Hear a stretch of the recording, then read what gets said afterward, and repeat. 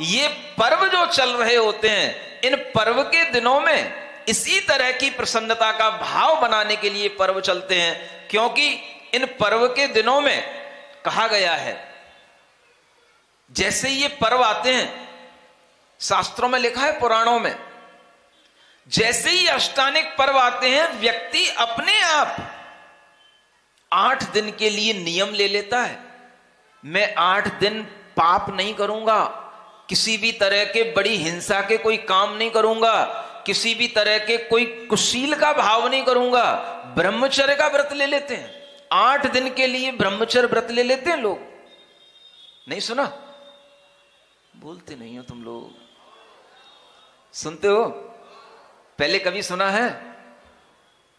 कितने ऐसे पुराणों में कथानक हैं, माता पिता मुनि महाराज अगर समक्ष होते हैं तो उनके समक्ष ले लेते हैं, और नहीं होते हैं तो प्रभु के समक्ष ले लेते हैं। 8 दिन अष्टानिक पर्व में, हे भगवान, मैं ब्रह्मचर्य व्रत के साथ रहूंगा, नियमित रूप से सादा भोजन करके, सुबह शाम कुछ संयम रख करके भोजन करूंगा, और अपना दिन धर्म ध्यान के साथ निकालूंगा, न किसी के साथ गुस्सा करूंगा, न किसी के साथ कोई अपनी कसाय भाव बढ़ाऊंगा। विषय कसायों से दूर रह करके 8 दिन यह पर्व मनाने का यह समय आता है।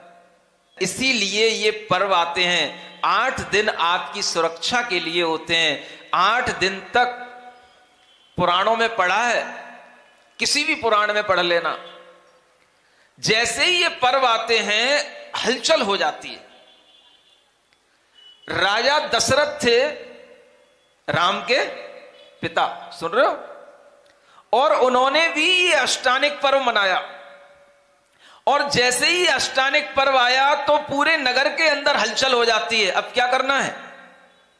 सब लोग अपने अपने आप नियम ले लेते हैं, कोई किसी की हिंसा नहीं करेगा। राजा भी होते हैं तो भी ऐसा भाव कर लेते हैं, अब युद्ध नहीं करेंगे, 8 दिन तक युद्ध नहीं करेंगे।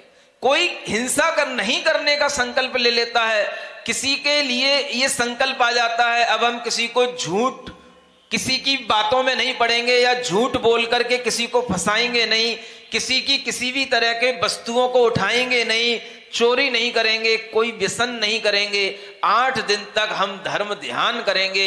ऐसा शास्त्रों में वातावरण निर्मित किया गया है, बताया गया है कि अष्टानिक पर्व आने से पहले नगर के लोगों में हलचल हो जाती है।